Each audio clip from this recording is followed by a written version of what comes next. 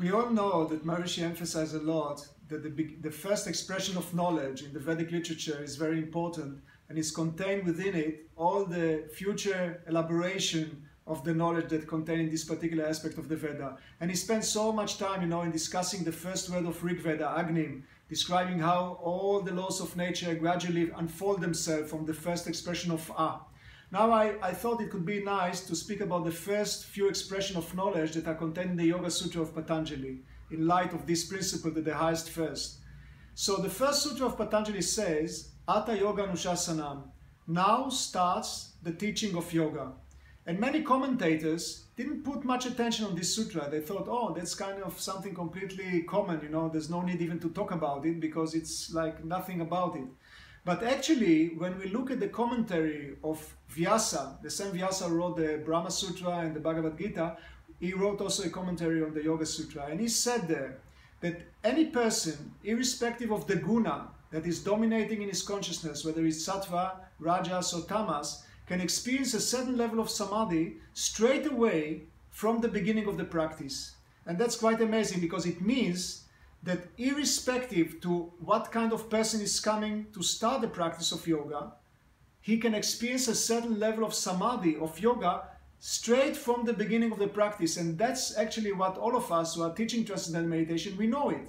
People can come completely, they're living all kind of strange ways and eating food which is not proper or living in an improper way, and still, after a short session of initiations, they kind of settle down and they experience a certain level of samadhi, a certain level of transcendental consciousness. And that's very important because it shows the naturalness and the simplicity of this technique of what Maharishi brought to the world. Then the second sutra of Patanjali, he defined more the state of yoga. He said, yoga is a state where the fluctuation of the mind are settled down.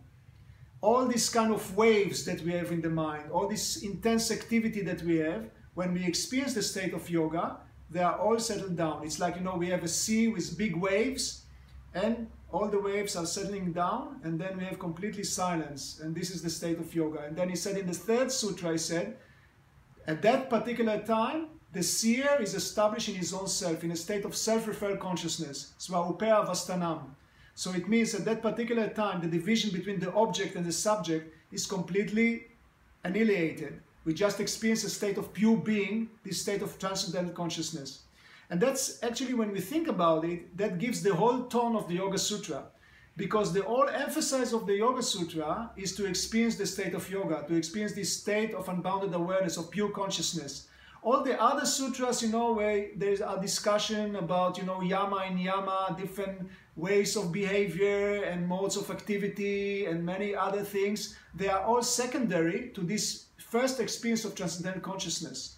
So, to these days when so many people are kind of practicing the physical aspect of yoga, the asanas and all these things, it's important to remember that actually the real meaning of yoga is to be able to experience straight from the beginning this simple state of consciousness, this transcendental consciousness. And once we experience this state, automatically all the other aspects of life, our behavior, the way that we act, the way that we speak, the way that our moral conduct is kind of operating, everything will be improved by virtue of this watering the root of life, of experiencing this pure consciousness within ourselves. So here, from these first few sutras of the Yoga Sutra, we can understand that actually the main emphasis here is on this simple experience that each person can very easily, very naturally experience from the first time that he comes to start Transcendental Meditation. So that's the greatness of this amazing technique and of Maharishi Ji. Jai Gurudev.